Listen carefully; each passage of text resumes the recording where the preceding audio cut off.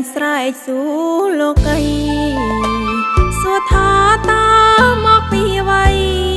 បានជាស្រីពីបាអ្វីម្លេះបានប្តីធ្វើបាបចិត្តកាយស្ទើរប្រេះឲ្យខ្ញុំរលួយរលែងយ៉ាប់យ៉ាងនេះតាកំឬអ្វី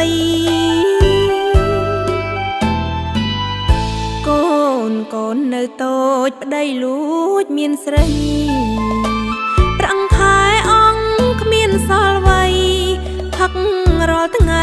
មិនដែលចោលផ្ទាំងកូនតូចយំស្រែកចំបែងចិត្តណាស់ធ្វើមិនដាញ់បានផុតកំក្រាំងឲ្យស្រឡះ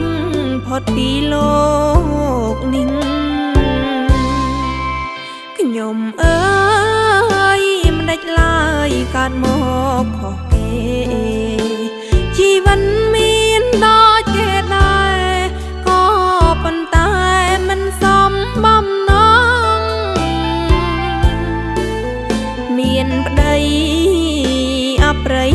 ទូរយងកន្លងឲ្យខ្ញុំឈឺចាប់ម្ដងគិតប៉ុនប៉ងចង់សំឡាប់ខ្លួនតែខ្ញុំមិនស្លាប់ដោយមនុស្សអប្រិយទ្រាំរួងព្រោះកូនប្រុសស្រីកូនទាំងបីជាជីវិតម្ដាយទៅចុងប្តីអើយខ្ញុំមិនសោកស្ដាយទ្រាំរួងឈ្មោះជាមេម៉ាយស៊ូហត់កាយតែសប្បាយចិត្ត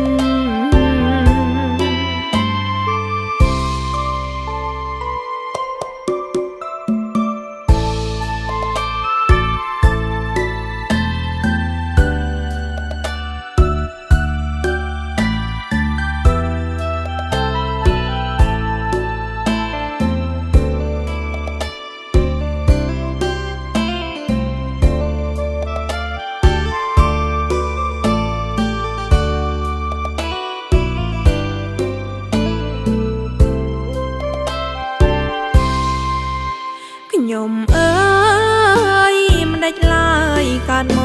កខុសគេជីវិតមានដូចគេដែរក៏ប៉ុន្តែ